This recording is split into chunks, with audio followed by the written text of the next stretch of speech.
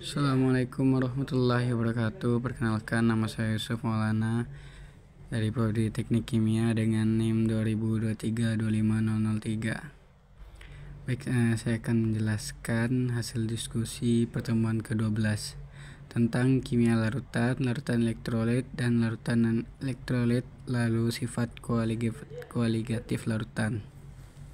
Apa sih larutan? Larutan adalah campuran homogen yang terdiri dari dua atau lebih zat yang jumlahnya lebih sedikit di dalam larutan disebut zat larut atau solut, sedangkan zat yang jumlahnya lebih banyak daripada zat-zat lain dalam larutan disebut pelarut atau solvent.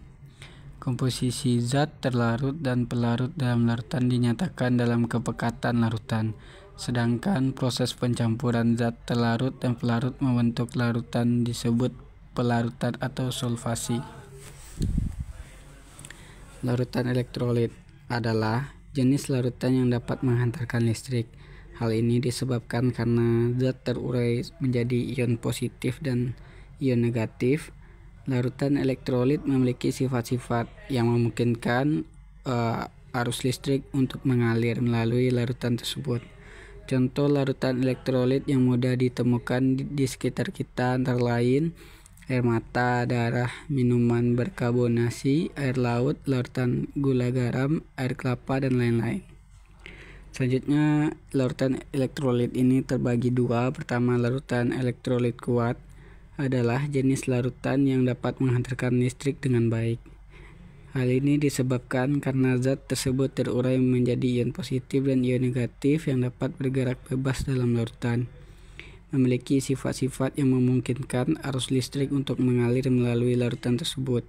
Contoh larutan elektrolit kuat yang mudah ditemukan di sekitar kita yaitu HCl, NaOH, asam asetat, amonia, dan natrium klorida. Seluruh molekulnya terurai menjadi ion-ion tersempurna. Pada persamaan reaksi, ionisasi elektrolit kuat ditandai dengan satu arah panah ke kanan dengan harga derajat ionisasi adalah 1A sama dengan 1. Untuk larutan elektrolit lemah adalah jenis larutan yang tidak semua molekulnya terionisasi, hanya terionisasi sebagian. Dalam persamaan reaksi, ionisasi elektrolit lemah ditandai dengan arah panah bolak-balik dengan harga derajat ionisasi A kecil dari 1 lebih dari 0. Contohnya asam cuka dan amonium hidroksida atau amonia. Di larutan elektrolit kuat tadi asam asetat dan amonia tidak masuk ya. Selanjutnya namanya larutan non-elektrolit. Larutan non-elektrolit adalah jenis larutan yang tidak dapat menghantarkan arus listrik. Contohnya alkohol, etanol, sukrosa, larutan urea, metanol, dan lain-lain. Sehingga dalam larutan tidak ada ion-ion yang dapat menghantarkan listrik dengan harga derajat ionisasi adalah 0. Berikut gambaran perbedaan antara elektrolit kuat, elektrolit lemah, dan non-elektrolit.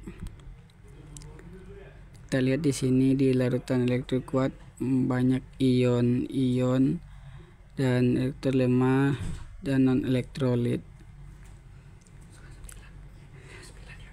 Selanjutnya ada namanya sifat koaligatif larutan, adalah sifat larutan yang tidak bergantung pada jenis zat terlarut tetapi hanya bergantung pada konsentrasi partikel zat terlarut.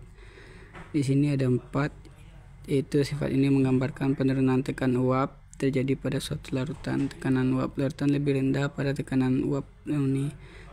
Selanjutnya tekanan osmosis. Sifat ini menggambarkan tekanan yang terjadi ketika terdapat perbedaan konsentrasi antara dua larutan. Kenaikan titik didih terjadi pada sifat larutan. Titik didih larut lebih tinggi daripada titik didih pelarut murni. Selanjutnya ada namanya penurunan titik beku. Sifat ini menggambarkan penurunan titik beku yang terjadi pada larutan. Berikut penurunan titik beku. Ada larutan non-elektrolit, larutan elektrolit. Untuk larutan elektrolit yaitu M kali Kv, delta TFA sama dengan MR kali 1000 per P kali Kv. Larutan elektrolit sama dengan M kali Kv kali I. M yaitu molalitas, Kf koefisiennya, I sama dengan derajat ionisasi. Untuk A pada MR sama dengan mol kali 1000 per P. Penerapan titik beku dalam kehidupan sehari-hari, yaitu pembuatan es krim, mencairkan salju di jalanan, anti beku pada radiator mobil, dan anti beku dalam tubuh hewan.